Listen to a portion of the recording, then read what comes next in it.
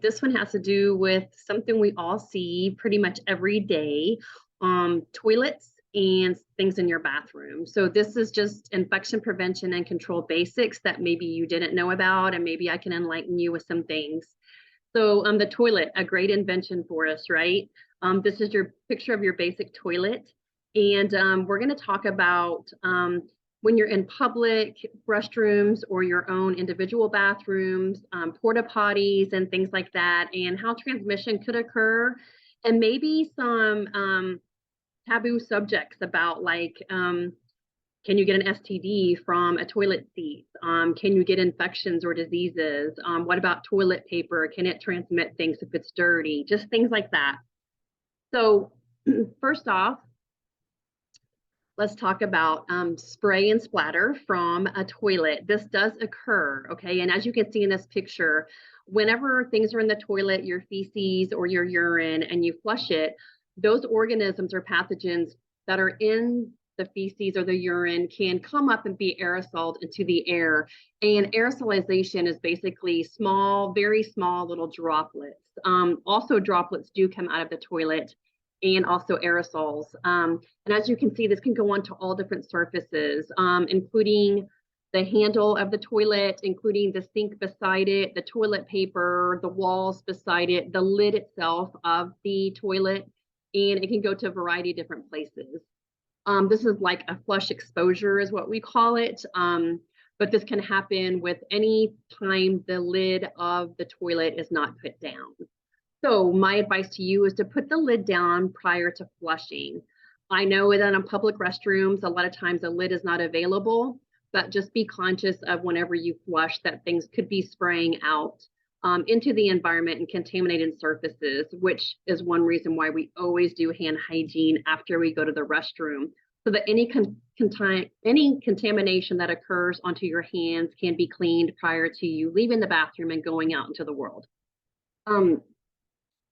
A way to also minimize maybe droplets or aerosolization of pathogens coming out of the toilet is to clean your toilet often. They say at least weekly, so that way it cuts down on maybe the number of pathogens that are in there that can come out. Another good advice is to do an automatic cleaner, so something that goes in the toilet that every time you flush, it maybe disinfects or helps clean the toilet, and that will decrease the number of pathogens. We can't get to zero and totally have no pathogens, but it will decrease it. So shutting the lids and also having some sort of automatic cleaner in there when it flushes.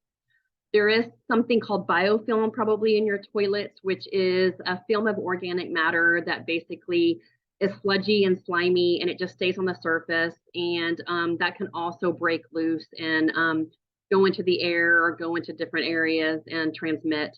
But also the cleaning will help remove the biofilm.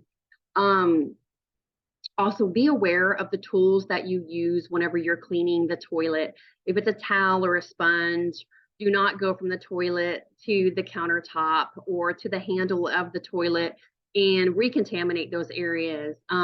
Know that if you use a brush, a towel, or a washcloth, or a sponge, that also those items can become colonized with pathogens that you're cleaning, that you're trying to wipe away.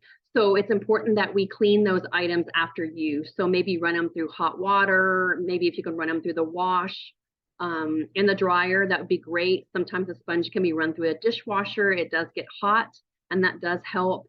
Or also you can use single-use items to clean toilets and the bathroom area. Some people use wipes, cleaning and disinfection wipes, but some people are more a little environmental conscious about paper and environmental things. And so they will use a multi-use rag, and then it just needs to be cleaned afterwards, and make sure the toilet is the last thing that you clean. Like I said, there is some research done about toilet habits and maybe things that could happen in the bathroom. This is one I came across that talks about all the things we just talked about.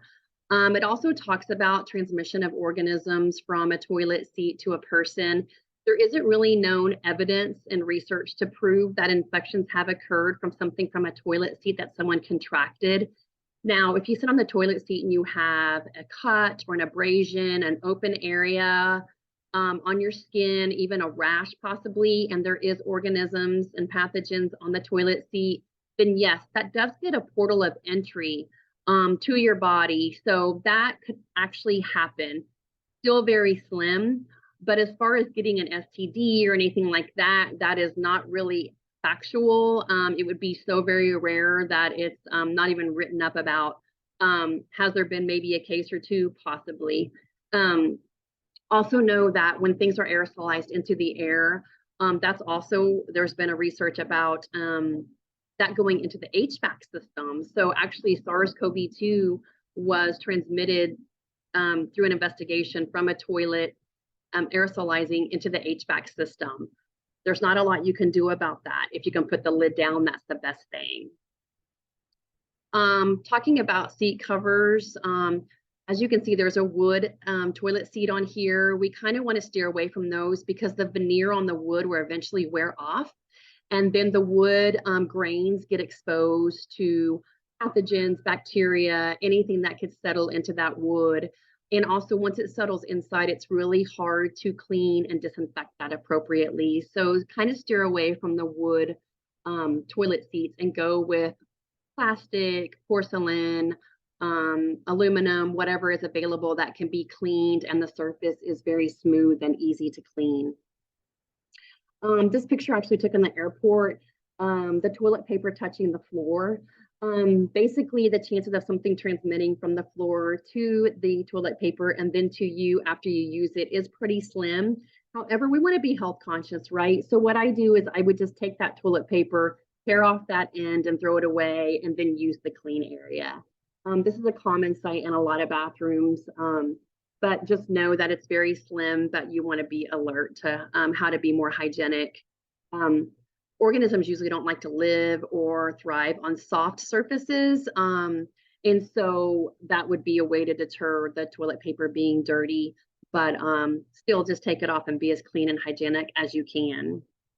The porta potties, these are a source of, there's a lot of transmission of pathogens in there, from the seat to the lid to the walls to this hand hygiene dispenser, things like that, and to the handle. It's just because there's not a robust way to keep those clean, or maybe a robust way to do quality hand hygiene in there.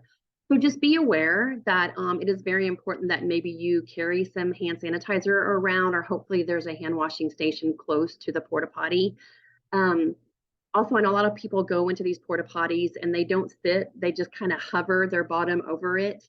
I'm an infection preventionist and I don't do that. I just sit, just because, like I mentioned before, there's not really robust material or research to prove that an organism from a toilet seat will be transmitted to you.